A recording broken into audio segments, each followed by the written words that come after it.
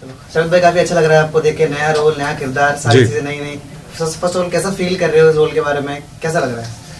देखिए, सबसे पहले तो आई थिंक सबको जन्माष्टमी की हार्दिक शुभकामनाएं। और जन्माष्टमी के पावन अवसर पर पहली बार हरिओम जो ऐप है, उन्होंने, अगर मैं कहूँ इनके बारे में, तो ये भारतवर्ष में पहला वो डिवोशनल और स्पिरिचुअल OTT ऐप है। तो उसका हिस्सा बनना, उनके एक इतने एक, मैं कह सकता हूँ अगर कि इतने एक ब्यूटीफुल शो जय जगन्नाथ का हिस्सा बनना, जहाँ मुझे एक उनकी जो है मुख्य भूमिका करने का मुझे अवसर मिला, तो बहुत बहुत ही अच्छा लगा। आई थिंक कहीं ना कहीं मैं हमेशा कहता हूँ कि डिवाइन इंटरवेंशन मेरी लाइफ में हमेशा रहती है, तो ये भी उनमें से एक है। तो कभी सोचा नहीं था कि कृष्ण जी का जो है मुझे किरदार निभाने का मौका मिलेगा ऑन स्क्रीन, लेकिन वो भी हो गया। हमेशा चाहता था कि एक अच्छा एक कुछ माइथो शो हो जिसका मैं हिस्सा बनूं। शायद ऊपर वाले ने बहुत उस मेरी, कह सकता हूं कि मैं उस अपील को सुन ली। और जैसे पीछे देख पा रहे हैं कि जय जगन्नाथ एक ऐसा शो है जो जगन्नाथ पुरी जो है, जो बहुत विख्यात है, जो धामों में से एक है। तो उनके बारे में, उनकी एग्जिस्टेंस, वो लोगों को उनके बारे में सब कुछ जो है अब पता लग गया कि कैसे उनकी शुरुआत हुई, कहाँ से वो आए। तो I think that is something जो मैं भी जानना चाहता था। मैं कलकत्ते से हूँ, तो बचपन में हम लोग जगन्नाथपुरी बहुत जाते थे बाबा के दर्शन करने, लेकिन हिस्सा बनना एक ऐसे शो का, ये मैंने कभी सोचा नहीं था। तो जी ओके, जगन्नाथपुरी जी के बारे में ये बोला जाता है इस धाम के बारे में कि बहुत ज्यादा रहस्य है। पताका को लेकर रहस्य है, प्रसाद को लेकर रहस्य है, भगवान के वहाँ विराजने को लेकर रहस्य है। आप किन रहस्यों में सबसे ज्यादा गूढ़ मानते हैं और आपको जानने की सबसे ज्यादा इच्छा थी? देखिए, बहुत रहस्यों के बारे में मैंने सुना था, और एक पताका जो है उनका, वो अगर आप ध्यान से देखें तो वो बिल्कुल हवा के ऑपोजिट डायरेक्शन में वो पताका जो है वो लहराता है, जो पता नहीं आज तक कोई क्रैक नहीं कर पाया। आई थिंक करने की ज़रूरत भी नहीं है, क्योंकि वो ऊपर से ही सब कुछ आई थिंक सिग्नल होता है। आई थिंक ये कहीं ना कहीं आई थिंक जो हम कहते हैं कि ये कृष्ण जी के अवतार हैं। तो आई थिंक और जब मैं इसका हिस्सा बनकर जब मैं शूट कर रहा था, तो मुझे पता लगा कि कृष्ण जी का जो दिल है, वो अर्जुन ने, जो है पार्थ ने, वो किसी एक वृक्ष के अंदर रख कर जब उन्होंने रखा, और उसके बाद में जाके जब वो डिस्कवर हुआ, और फिर आज भी कहते हैं कि उनका दिल धड़कता है। तो आई थिंक बहुत सारी बातें हैं। फिर उनके प्रसाद के बारे में कहते हैं कि वो आज भी आके हर रोज़ प्रसाद खाते हैं, और उनके प्रसाद को कोई छोड़ नहीं सकता है, बिल्कुल एक अन्न भी नहीं छोड़ सकते हैं आप। वो प्रसाद आपको ग्रहण करना ही पड़ता है, पूरा का पूरा। तो बहुत सारी बातें हैं, बहुत सारी चीज़ें हैं जो जब मैं शूट कर रहा था तो मुझे पता लगा। और कहीं ना कहीं मैं अपने आप को बहुत लकी मानता हूँ कि इतने कैरेक्टर्स प्ले करने के बाद जब फाइनली जाके एक ऐसा कैरेक्टर मिला जिसके बारे में मुझे ज़्यादा कुछ पढ़ना नहीं पड़ा, मुझे ज़्यादा कुछ काम नहीं करना पड़ा, होमवर्क नहीं करना पड़ा। ये एक ऐसा किरदार था जो आई थिंक अपने आप ही, आई थिंक प्रभु ने चाहा और वो अपने आप ही मैंने प्ले किया। चाहे उसके डायलॉग्स हो, इमोशंस हो, उठना बैठना, बोलना चलना, सब कुछ पता नहीं, ये कहीं ना कहीं मुझे लगा कि ये कनेक्शन है जो ऊपर से था, और वो कनेक्शन के द्वारा ही सब कुछ होता गया।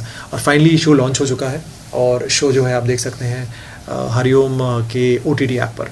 महाभारत की कहानी तो हम सभी ने बचपन से सुनी है, बट ये जब शो के बारे में हमने सुना तो ये महाभारत के बाद की कहानी जी। तो इस कहानी में आपको कितना प्रिपरेशन की ज़रूरत पड़ी, और आपको पहले से कितना पता था और बाद में कितना पता? देखिए, जब मुझे कहा गया कि कृष्ण जी का जो है किरदार है, तो मैंने सबसे पहले पूछा कि महाभारत के पहले का या बाद का है। तो उन्होंने मुझे कहा नहीं, ये जो है ये युद्ध के बाद का है, और ये बहुत डिफरेंट चैप्टर है उनकी लाइफ का जो हम दर्शाएंगे। तो बहुत इंटरेस्टिंग था मेरे लिए जानना कि उनके उनका जो एक लास्ट फेज़ था, जब तक वो इस धरती पर थे, उनका उस लास्ट फेज़ में वो क्या क्या किया उन्होंने, और उस कहानी को मुझे जानना एज अ पर्सन मुझे बहुत बहुत मन था। और आई थिंक जब मेरे प्रोड्यूसर्स ने और राइटर्स ने कहा कि उनके अंतिम चरण को हम दर्शाएंगे, उसके बाद जब कैसे वो जगन्नाथ पुरी के रूप में आते हैं, उसके बाद कहानी स्टार्ट होती है। तो बिगनिंग का जो एक है कि कृष्ण जी का जो लास्ट फेज था, जो अंतिम चरण था, जब वो इस धरा को छोड़ कर जाते हैं, वो मुझे दर्शाने का मौका मिला। उसके बाद फिर ऑब्वियसली वो नील माधव के रूप में आए। आगे की कहानी है, जब आप देखेंगे आपको समझ में आएगा। तो उस नील माधव के रूप में भी मुझे कहीं ना कहीं उसका हिस्सा बनने का मौका मिला। ज़्यादा रिवील नहीं करूँगा, लेकिन बहुत प्यारी कहानी है।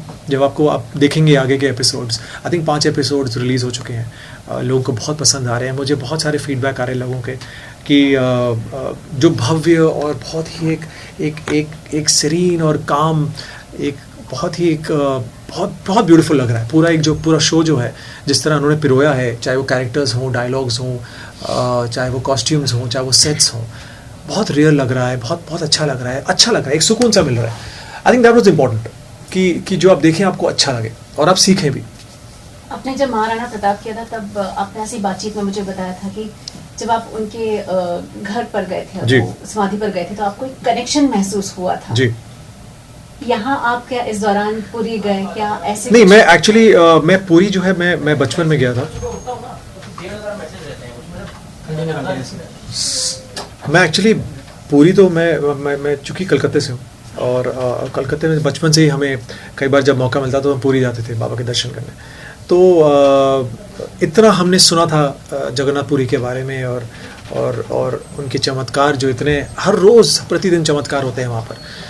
फाइनली जब उसका हिस्सा बनने का मौका मिला तो एक बहुत सरियल फीलिंग थी। मुझे आज भी याद है कि पहले दिन जब मैंने कृष्णा जी का गेटअप लिया और वो सब मुकुट पहना और मोरपंख लगाया, तो मैं जाके शीशे सामने खड़ा हुआ, और मैंने इनफैक्ट मैं अभी किसी से कह ही रहा था कि मुझे पता है क्या, सिर्फ अच्छा महसूस हुआ बहुत ज़्यादा, और कोई ख्याल नहीं आए, कुछ इमोशंस नहीं, कुछ नहीं, बस बहुत अच्छा एक सुकून सा महसूस हुआ। और हल्की चेहरे पे स्माइल आई। खुद से मैं अपने आप को देख रहा था शीशे में, और मैंने कहा हाँ ये अच्छा है, ये सही है, अब सही है, तो वो एक जो यहाँ से जो आवाज़ आई, आई थिंक वो एक कनेक्शन था। मे बी जैसे मैं हमेशा कहता हूँ, मेरी लाइफ में जो कुछ भी होता है वो हमेशा एक डिवाइन इंटरवेंशन होता है। अब तो ये भी एक बहुत मेजर, कहीं ना कहीं मैं मानता हूँ कि एक डिवाइन इंटरवेंशन रहा है कि मुझे मौका मिला इनके पहला जो है देश का पहला जो है spiritual and devotional OTT app का हिस्सा बनने का, और एक इतनी प्यारी कहानी जिसके बारे में मुझे जानना है, लोगों को जानना है। जगन्नाथ धाम की जो कहानी है, जो आपने जो कहा जो रहस्य है, वो भी लोगों को जानना है। उनके ओरिजिन के बारे में कि कैसे उनकी स्थापना हुई, तो आई थिंक सबको जानना है इनके बारे में। तो आई थिंक ये पहली बार शायद, जहाँ तक मुझे लग रहा है, जगन्नाथ बाबा के बारे में शायद कभी भी ऐसा कोई शो नहीं बना पूरे विश्व में किसी भी चैनल पर। तो डेफिनेटली फील्स गुड यार, पहली बार एक आप किसी हिस्सा बन रहे हैं जो इट्स